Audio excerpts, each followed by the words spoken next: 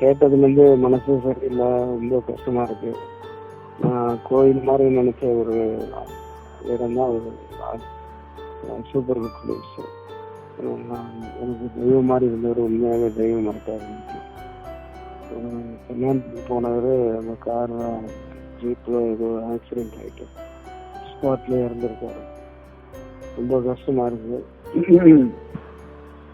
நான் அந்த கம்பெனிக்கு ஒரு 7 படம் பண்ணியிருக்கேன். புது வருஷத்தோட சேர்த்து புது வருஷத்துல நான் அசோசியேட் டைரக்டர். அது வந்து அதுக்கப்புறம் 4 பண்ண ப்ரொடியூசருக்கு. நம்மளுடைய 10வது படம் பண்ணேன். அப்புறம் 15வது படம் பண்ணேன். 16வது சமுத்திரம். அதுவும் ரொம்ப தங்கமானவர். தமிழ் இண்டஸ்ட்ரியிலே நடக்காத ஒரு ப்ரொடியூசர். ஒரு 100வது படம் தான் அவரு எதிர்பார்த்துட்டு இருந்தாரு. அந்த 100வது படம் தான் அவருக்கு அமையல. 100 படம் நானே வருவேன், அதுக்கப்புறம் பசங்க எடுக்கிறாங்களோ இல்லையோ நான் 100 படம் முடிச்சுடுவேன் அப்படின்னு இருந்தாரு. அதுக்கு வந்துட்டாரு. அதனால மரணம்ட்டா ரொம்ப ஷாக்கிங்கா இருக்கு. சார், ஒரு பழகிறதுக்கு எந்த மாதிரியான மனிதர் சார் மக்களிடையே? ரொம்ப ரொம்ப தங்கமானவர், ரொம்ப ஓப்பன் ஹார்ட், ஓப்பன் ஃப்ராங்கா பேசக்கூடிய ஒரு மனுஷர். ஏன் இவ்வளோ எல்லாம் காசு வாங்குறீங்க, அப்புறம் எங்கேயா போறது ப்ரொடியூசரு? அவங்க ட்ரெஸ் போட்டு சம்பாதிக்கணும், ப்ரொடியூசர் சம்பாதிக்கணும், எக்ஸிபியூட்டிவ் சம்பாதிக்கணும். எல்லாரும் சம்பாதிச்சா தானே படம் எடுக்க முடியும். எல்லாருக்கும் லாஸ் வர மாதிரி படத்தை சம்பளம்லாம் இவ்வளோ கேட்காதீங்க அப்படின்னு மற்றவங்களுக்கு சொல்லும் போது நான் வந்து உட்காந்து கேட்டு பேசிட்டு இருக்கேன். அவர் பையனுக்கே சொல்லுவார் அவரு, ஏன்டா இவ்வளவுதான் கேட்குற அப்படின்னு சொல்லியிருக்காரு. அந்த மாதிரி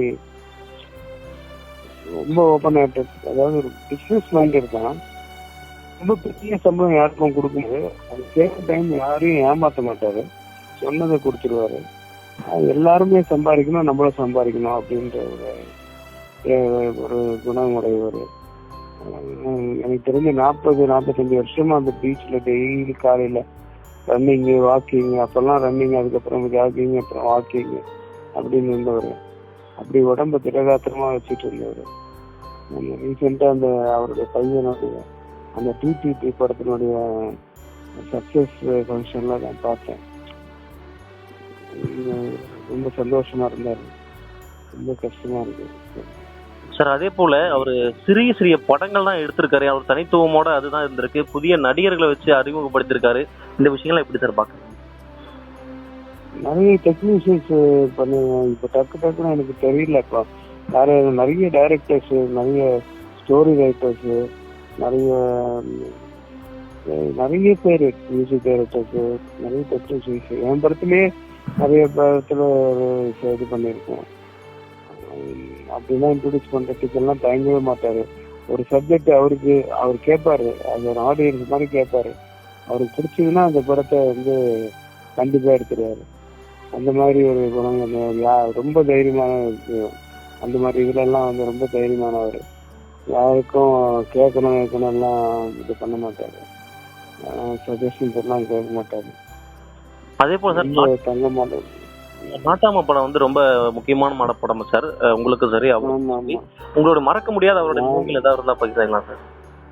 என்ன நினைவுகள் எனக்கு நிறைய இருக்குதுங்க. அது நான் எனக்கு மைண்டே ஒன்றுமே ஓட மாட்டேங்குது. அவரே நினைச்சிட்டு இருக்கேன். விஜய் வந்து